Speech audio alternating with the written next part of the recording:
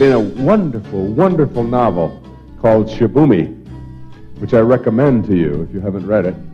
A man who operates at this high level, Nikolai, is in a cell, and he's been kept there for 3 years and is in solitary confinement because he's trying to be controlled by the authorities in Japan. And when he is taken out, this American knocks on his prison cell after 3 years of having total solitary confinement and says to him, "We have an assignment for you. We have something that we would like you to do for us, for the CIA. And you better take it because opportunity doesn't knock twice. What we're going to do is offer you your freedom." And he said to him something very significant. He said, "What you offer me is my liberty. I have my freedom. I've always had my freedom. You can never take that away from me. And these are my conditions for doing what I want. And I'm going back to my cell, and unless you're willing to meet them," he said, "I'd appreciate it when you come back tomorrow and knock on my cell that you knock twice so that I don't confuse you with opportunity." It's the kind of line that you always want to have, and you think of it 4 days later. But when you're writing a novel, you can put it right in there just like that. But that the corner of freedom that people have is the ability, and this is what he was saying, to use his mind in the most creative and personal way that he wanted to. And in place of knowledge, people in our culture somehow have achievement. It's almost an irony when we look at, for example, what do we mean by a college education? See, college education, we purchase credits. I mean, you do it, and you put down money, and you buy a certain number of credits, and then you go through a certain number of rules. And it has nothing to do with knowledge. None of it has anything to do with knowledge or what you're learning, what it means to you, how it applies in your life. It has nothing to do with that. It has to do with, how do I fit into this system? How do I please that authority figure up there called a teacher? And what do I do? And how many pages do I write? And when is it due? And how many books do I have to read? It's a system that has nothing to do with knowledge. And yet we somehow confuse it. We think that you can purchase knowledge.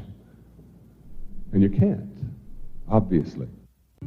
But there's another kind of freedom other than just the freedom to express yourself and the freedom to vote and things like that. And that's the freedom that comes from knowing how to really enjoy your own life and all that your life is. And this is a freedom that can never be taken away from you, even in the worst of circumstances, even by putting you into a jail cell. You can't take that away. It's the knowing. That's a key word. It's the knowing of having control over your own mind. Knowing that. It isn't just that you read it or you listen to me say it or whatever, but that you develop this powerful awareness that I truly am in charge of all that I am as a human being. And like once you get that knowingness, that it isn't circumstances and that it isn't the terrible things in life or the things that we've judged to be terrible that make our lives what they are or what they are not. It is how we process them. It is thinking that makes it so, as Shakespeare said. Then freedom is yours. It's yours to use at any time that you want to use it.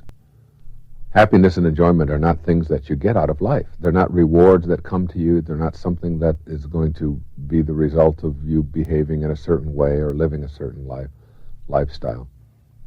Happiness and enjoyment are inner processes, and they are what you bring to life.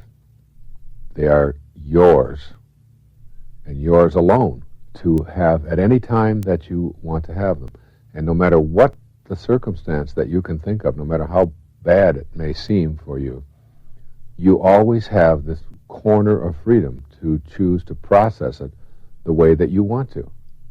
And I mean, I've seen examples of this kind of thing. I mean, I've seen the extreme examples of people who have put their minds into a place where they're capable of having a pin put right through their arm and not experience any pain. I've seen hundreds of people walk across hot burning coals and experience no burning of the flesh whatsoever. And you think to yourself, well, wait a minute, when flesh is put to burning coals, you get burnt flesh. That's just the physical laws of the universe.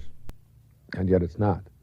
I've seen people overcome just unbelievable fears that you would think that no one else could do, and do it all through this exquisite power of the mind, of your thoughts. And so happiness or fulfillment or enjoyment or whatever, if you get nothing else, get this really clear for yourself, that they have nothing to do with the circumstances of your life. It's not relevant. It's not even an issue that you ought to be bringing up.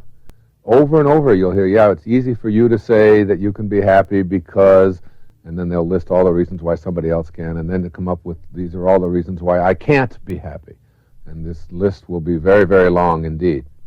Never ever once saying, well, the reason that I am not happy is because I don't bring happiness to what I'm doing. It's because I'm looking for happiness as some external thing that is going to come to me. It's like what Ike says, there is no way to happiness. Happiness is the way. And happiness is the way is something that some people have all of their lives. It's something that I have had as long as I can remember, and it's the thing that I can remember my mother tells me about when I was an infant, when I was just like 2 years old, before we were moved away for a while, and when we came back, and throughout all of my teen years and so on, that I was always someone who knew how to make other people laugh and how to enjoy life, and would always look at the bright side of things rather than the negative side.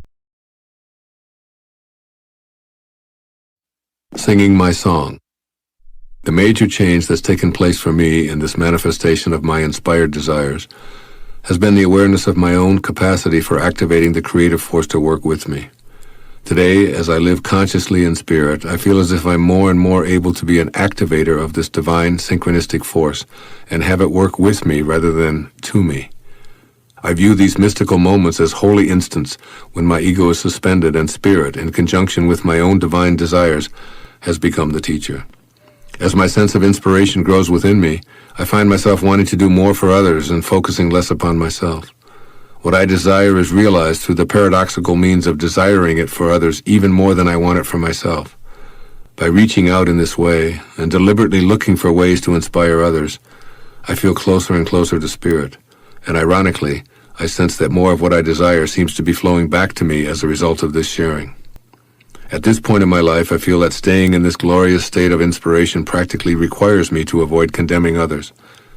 I look at the behavior of others, even those whose actions are anathema to an inspired world, and I send them love.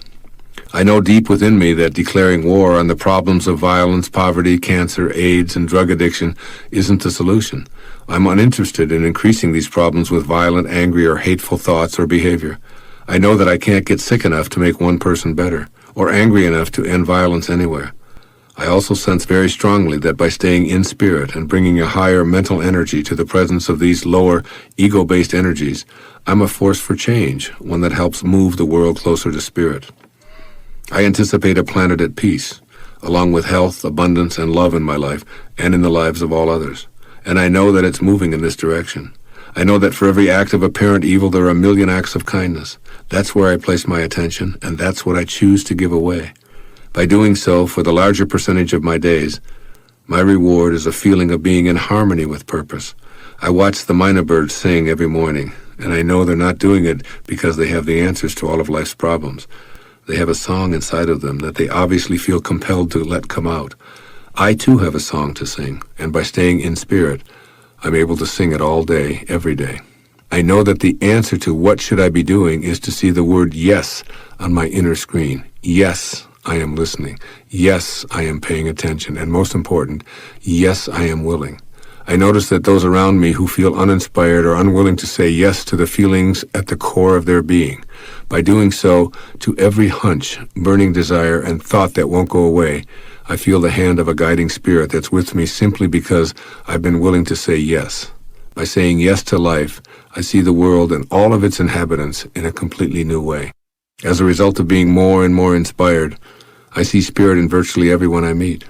And I feel much more connected to everyone as a result of sensing their spirit instead of noticing all of the accumulations of success that they've amassed. I call this seeing with my mind and not my eyes. It now seems that my identity is associated with experiences that are not exclusively of this world, and I love what my mind sees, possibilities and openings for miracles. It looks past the limitations of my eyes, and it knows that we're all one in an infinite world. My mind no longer views death as something to fear. Rather, it lives in an infinite place, and it is able to step back from this corporeal world and be an observer. Adequately conveying how I feel when I'm inspired is probably impossible. What I so sincerely want to share here is that the feeling of being completely in harmony with our source generates miracles everywhere. I have the delicious, spine-tingling sensation of bliss as I observe and interact in this world from the wondrous vista of being inspired. These words from A Course in Miracles ring true for me. All that must be recognized, however, is that birth was not the beginning and death is not the end. This is the knowing that I have from this infinite in-spirit perspective. There are no conflicts. All is as it should be. The things I wish to improve aren't going to be accomplished by fighting, but by placing my attention on staying connected to Spirit. In 1 Corinthians, St. Paul says, "The very fact that you have lawsuits among you means you have been completely defeated already."